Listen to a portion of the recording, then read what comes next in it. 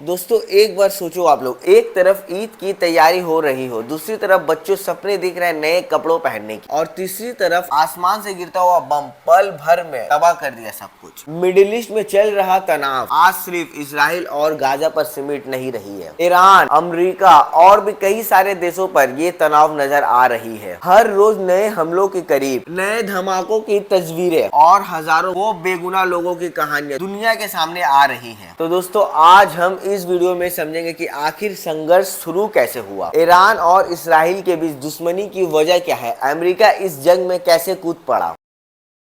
Hey guys, अस्सलाम वालेकुम। दोस्तों गाजा दुनिया का सबसे घनी आबादी वाले इलाकों में से एक है। कई सालों से यहाँ तनाव और संघर्ष का माहौल बना हुआ है। जब भी जंग तेज होती है सबसे ज्यादा नुकसान आम लोगों को ही उठाना पड़ता है। जरा एक बार सोचो दोस्तों, एक माँ अपने बच्चे के साथ ईद की शॉपिंग के लिए निकली हो, बाजार दुकानें सज रही हो, लोग खुशियाँ मनाने की तैयारी करते हो, और लेकिन अचानक धमाकों की आवाज आए, लोग इधर से उधर भागने लगे।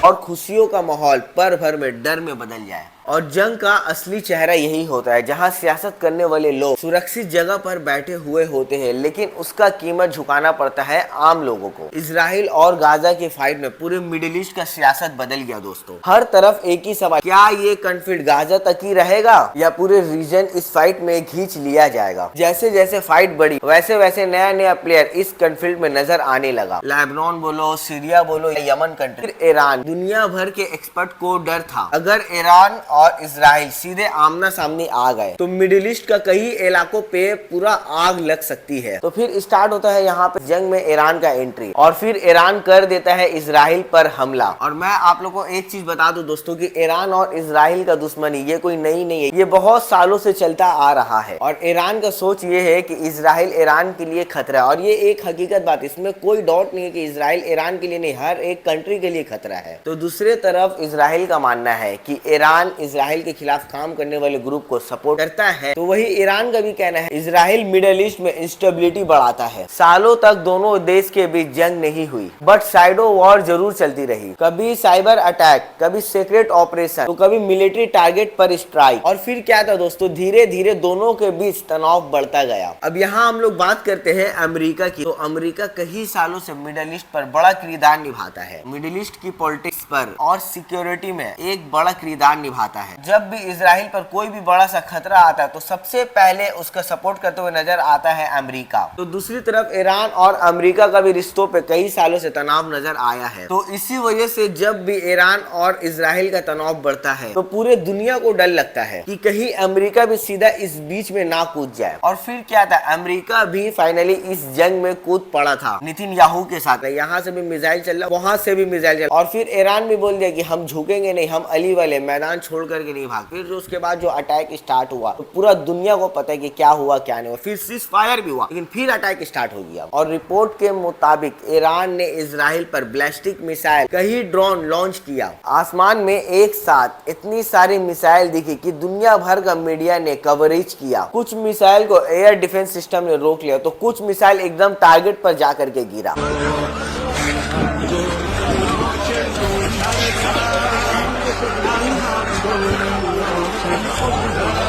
हर तरफ दोस्तों एक ही सवाल था, क्या ये शुरुआत है या अब पूरी जंग शुरू हो गई। सोशल मीडिया में वीडियोस वायरल होने लगे, कई लोग बंकर्स में छुपे नजर आए, तो कई जगह पे इमरजेंसी अलर्ट जाहिर किया गया दोस्तों। तो एक तरफ पूरे रीजन टेंशन में था दोस्तों। अब तक हम मिसाइल की बात कर रहे थे, बट अब आप लोग एक सवाल सोचो दोस्तों कि सबसे ज्यादा नुकसान किसका हुआ, पॉलिटिशियन का या फिर कमांडर्स का या फिर आम लोगों का। जवाब ये है आम लोगों का, जो ना किसी मिसाइल को कंट्रोल करता है और ना ही किसी मिलिट्री डिसीजन का हिस्सा होता है। एक परिवार जो ईद की शॉपिंग कर रहा था आज अपनी जान बचाने का कोशिश कर रहा है।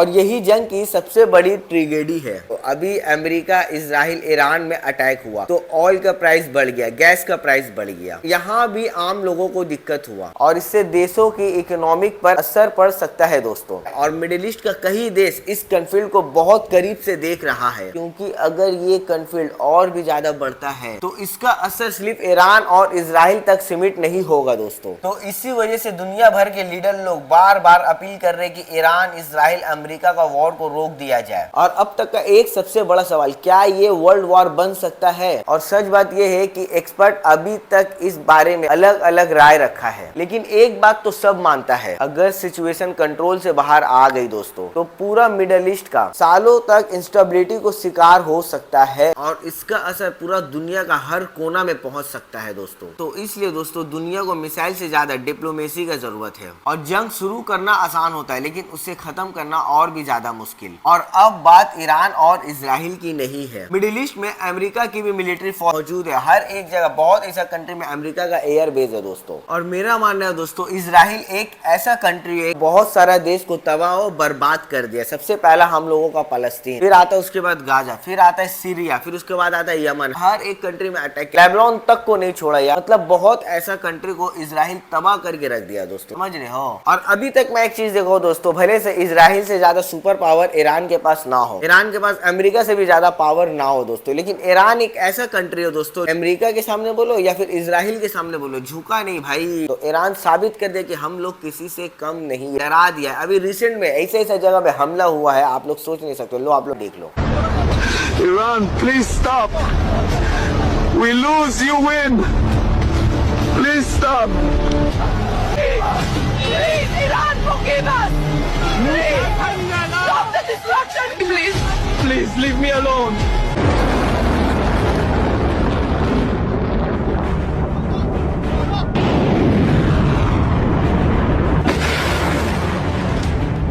रात को ईरान ने इजराइल के अंदर डिमोना रिसर्च सेंटर को स्ट्राइक किया और ये रिसर्च सेंटर इजराइल का दिल माना जाता था, जिधर पिछले 80 सालों से ना तो चाइना आयरन डोम टेक्नोलॉजी को चीरते हुए इस जगह पे जाके गिरे और हजारों इजरायलियों को मार के रख दिया है। और इस जगह पे जो अमेरिकन चैनल है फॉक्स न्यूज, उसने भी कंफर्म किया है कि ईरान के मिसाइल्स के आगे आयरन डोम की टेक्नोलॉजी भी जीरो हो गई है। बहुत लोग कोशिश में है कि ये चीज किसी तरह सीज फायर हो जाए, और कोई ठीक नहीं दोस्तों, मिडिल ईस्ट में इससे भी बड़ा कॉन्फ्लिक्ट देखने को मिल सकता है दोस्तों। अमेरिका बार बार जुबान दे करके अटैक कर रहा है ईरान पर, और ईरान पलट वॉर भी कर रहा है। एंड चलो दोस्तों, अब मैं ये वीडियो को एंड करता हूँ। मेक श्योर आप लोग को ये वीडियो समझ में आओगे, अगर समझ में आए तो लाइक कर देना, शेयर कर देना, सब्सक्राइब कर देना यार, भाई का चैनल है। तो मिलते हैं दोस्तों हम लोग नेक्स्ट वीडियो में, तब तक के लिए बाय।